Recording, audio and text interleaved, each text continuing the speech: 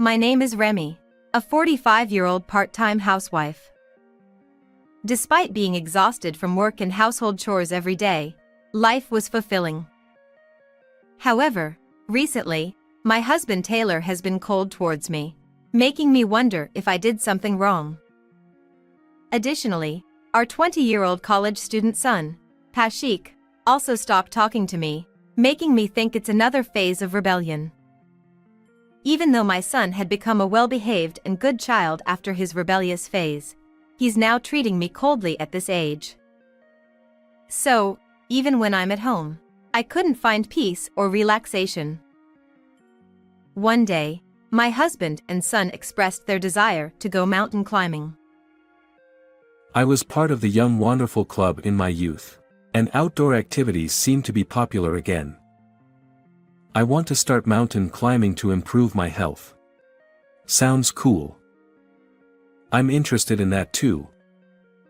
The food at the summit must be delicious, right? Remy, want to come along? Well, I wouldn't mind taking you along, haha. Sure. I felt a bit happy thinking my husband was being kind to me after a long time. Although I wasn't very knowledgeable about mountain climbing, I thought it could be a way to relieve stress, so I decided to give it a try. However, on the day of the mountain climbing, I suddenly couldn't go due to work. As a result, my husband and son went on their own. They planned to climb the mountain for a day and descend for another day. However, even after 3 or 4 days, they didn't return. Then, I received a call on my smartphone from my in-laws. My mother-in-law, furious, shouted at me. Where are they right now? They should have descended from the mountain already. Because of you, our son and grandchild became missing. What have you done? You invited them for mountain climbing, didn't you? The one who invited them was my husband. I considered going, but, in fact, I couldn't due to work. What? So, I didn't go. I'm at home right now. What does that mean? Why are you at home now? Well, suddenly I got called for work, and I couldn't go. So, I asked them to go without me. I finished work and just came back now. Huh? But they said they would stop by here once they descended from the mountain. I prepared a lot of food waiting for them. Don't complicate things. I thought something had happened. Oh, but maybe they're not on the mountain. Maybe they're somewhere else. Huh? What do you mean by that?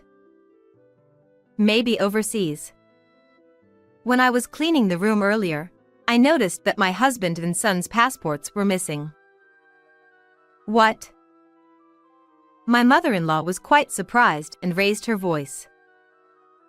I also noticed earlier while cleaning that my husband and son's passports were missing, so I just thought they might be overseas.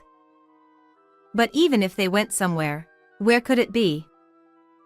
If my husband and son went overseas, I became curious about their purpose. It would be fine if it were just a trip, but why did they mention mountain climbing? It might be some kind of camouflage, and if that's the case, there must be some suspicious reason. I wondered if they were planning something dangerous and were going to escape. However, I couldn't believe that my husband and son would do such a thing. A week passed, and still, my husband and son didn't return. It's summer vacation for my son at university, but my husband should have work. I wondered how they could be away from home for such a long time. Of course, I filed a missing persons report with the police, but they couldn't be found. Maybe they've become missing for real. But where could they be? If I had gone with them, this wouldn't have happened, would it? What should I do? Despite being treated coldly, My concern for my dear husband and son didn't change, and I couldn't stop worrying. Even while working, I found my mind constantly occupied with thoughts of my husband and son, making it difficult to focus. As a surgeon, if I lose concentration, it could lead to medical mistakes. Every time before surgery, I had to gather my strength, holding back the urge to cry. On that day, I couldn't go because there was an emergency surgery. If that surgery hadn't come up, maybe this wouldn't have happened. Because I'm a surgeon, I couldn't help but think my husband and son might be in a dangerous situation. It felt like my chest was about to burst. One day, I heard a strange story from a friend. It was such an outrageous tale that my eyes nearly popped out. I got angry, thinking, those idiots. What on earth are they up to? I won't forgive them anymore. After that, I went to my in-laws' house, where both my mother-in-law and father-in-law were surprised to hear my story. Although my mother-in-law usually had a somewhat unpleasant way of speaking, she wasn't inherently malicious. Perhaps she was just not good at socializing. My father-in-law, despite giving off an intimidating impression, seemed like a good person at heart. So that's what happened. I'm sorry, Remy. It's okay. Because of you, I thought Taylor and Kashik were in danger. I'm really sorry. No, it's fine. They probably lied to both you and me. Even so, what a ridiculous story. If that's true, those two are idiots. Yeah, I was quite surprised too.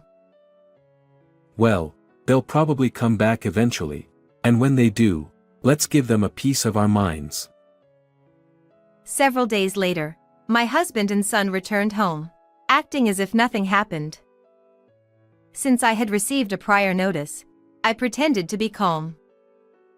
As they were much later than initially planned, my husband started making excuses.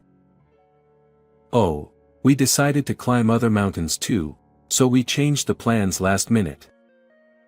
Right, Kashik? Exactly, we'd become addicted to mountain climbing. So, we climbed a lot. And we even went to hot springs afterward. Ha ha ha, we've become very healthy. It feels so refreshing. I feel so refreshed. We made some great memories. Well, I guess you did something bad, felt refreshed, and made good memories. You were conducting some suspicious seminar overseas. Why would you say that? You held a volunteer event to help underprivileged children in the Philippines or something, right? And you organized a questionable seminar in a high-end tower condo in Salcedo. Well. And you were recruiting interpreters who could speak English and Tagalog, right? My friend accidentally applied because she thought it was a legitimate opportunity. She has a friend who is half Filipino and fluent in both languages. She works as a freelance interpreter through crowdsourcing. She applied for the job after seeing it, but as she listened to the details, she found it suspicious. Apparently, they asked her to transfer $15,000 as membership fees. She wondered why an interpreter had to pay such fees. That's the person who backed out at the end, right, Isa? Yes, you nailed it. Isa is my friend. My husband, who is a company employee, had mentioned wanting to start a business before. It seems he came up with the idea of a fraudulent business. He pretended to conduct charity work in the Philippines and recruited online interpreters, but it was full of suspicion. My friend Isa, being half Filipino and fluent in both English and Tagalog, applied for the job thinking she could contribute to her mother's home country. However, When they asked her for a substantial membership fee up front, she felt uneasy and reached out to her Filipino friend, Andy. Isa had lived in the Philippines until elementary school, so she had many friends there. Andy, who could speak some languages, helped her investigate the strange seminar my husband and son were organizing. It was hearsay, but the general idea was as follows. Thank you all for sympathizing with our cause. If you want to donate more, please register on my account and transfer the funds to the account afterward. We accept donations starting from $500. Thanks to your support, we can help the underprivileged children. Andy, thanks for volunteering. You can leave now. See you, Andy. Be sure to join us in our business again. So, Andy, who heard the suspicious story from my husband and son, informed Isa, who then tipped me off about it. The victims were apparently mostly Americans who, wanting to do something for underprivileged children, paid $1,500 in advance. Moreover, there were about 50 of them, totaling a whopping $75,000. There was a possibility they might send more money after returning home, increasing the amount of damages. That foolish son of mine. I won't forgive him. Because of you saying that you were invited by Remy for mountain climbing, I believed it. I ended up hurling abuses at Remy since you didn't come back. Mom. Kashik. Despite being a university student, what on earth are you doing? There's something wrong with your head. Grandpa. Why are you here? I knew you'd come back, so I was hiding, waiting for you. I had contacted my in-laws as soon as my husband called me, and I had them come to the house. I felt sorry for them, but I wanted to surprise my husband and son, so I had them hide in the closet. The husband and son began to panic, offering embarrassing excuses. But we held the seminar overseas. Therefore, US laws don't apply. Yeah. We didn't commit any crimes in America. So, we shouldn't be held accountable.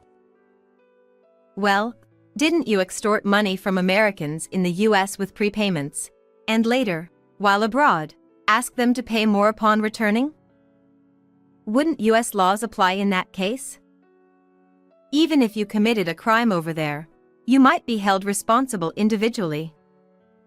Well, I'm not an expert, but either way, what you did was wrong. Why are you guys trying to justify it? But we had no choice.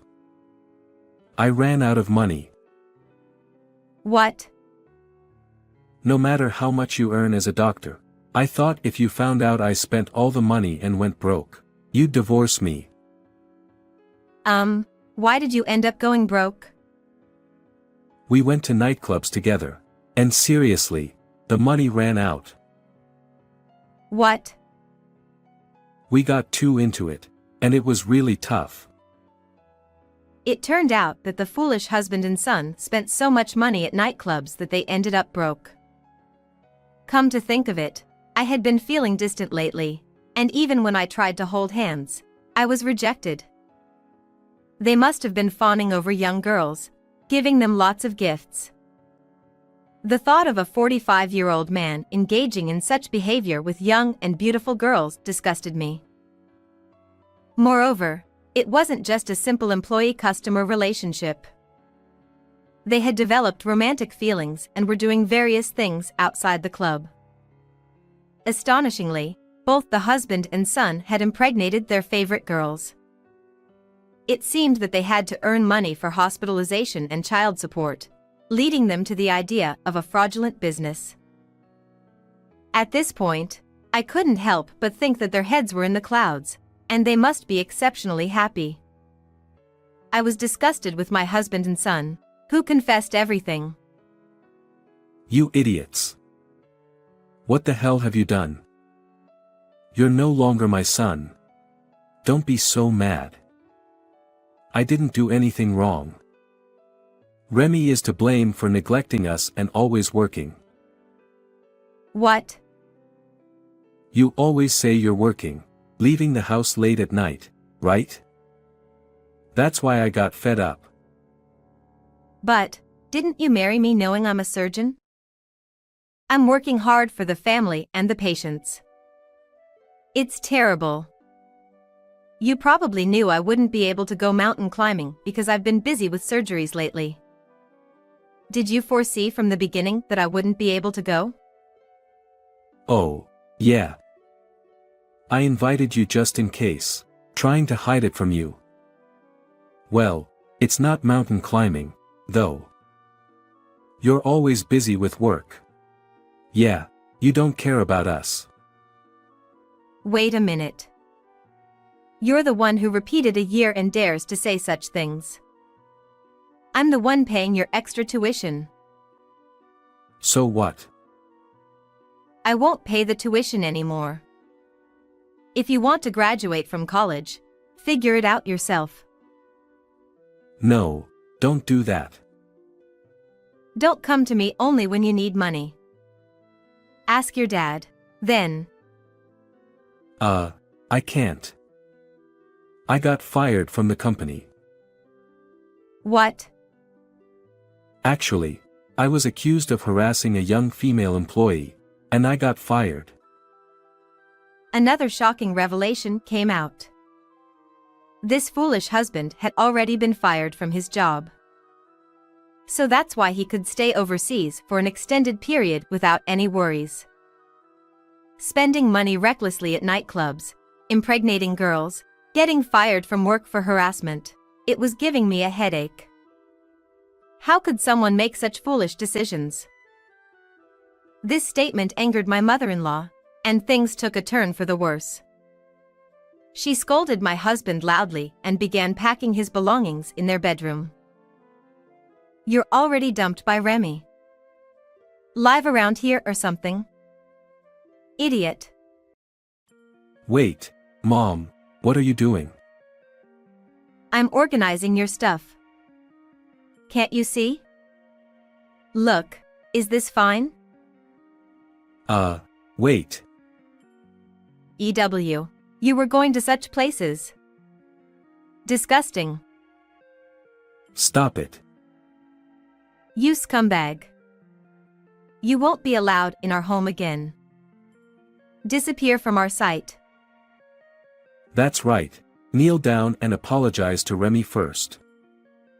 Then never show yourself in front of us again. W8. Kashik, apologize too. Come on, Granny. Stop whining and kneel down. Thus, my husband and son knelt down facing me. They were sobbing, and it felt as if I were bullying them, which I disliked. I loved my husband, and I had taken care of my son. However, it was true that I couldn't give them much attention due to my busy job. But that didn't justify their criminal actions. I might have some points to reflect on, but I couldn't forgive my husband and son for committing crimes and destroying our family.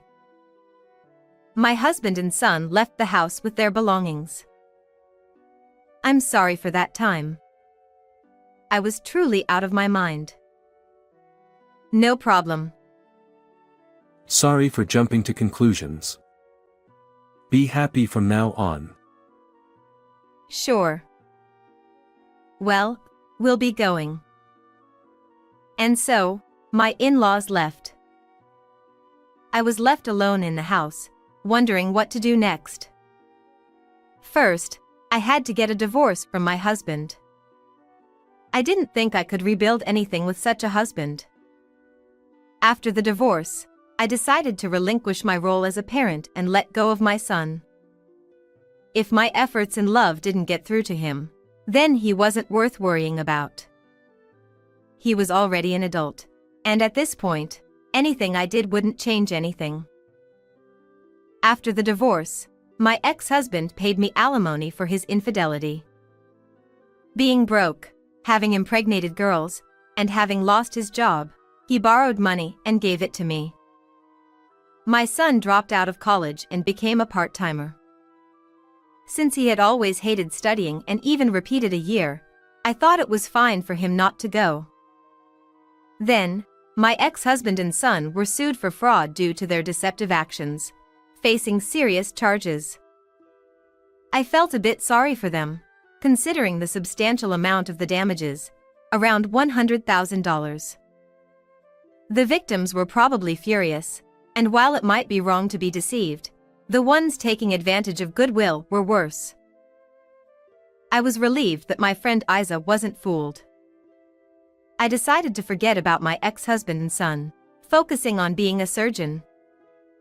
This story may have been quite dramatic, but life goes on. How was this story for you? Don't forget to subscribe to the channel. Thank you.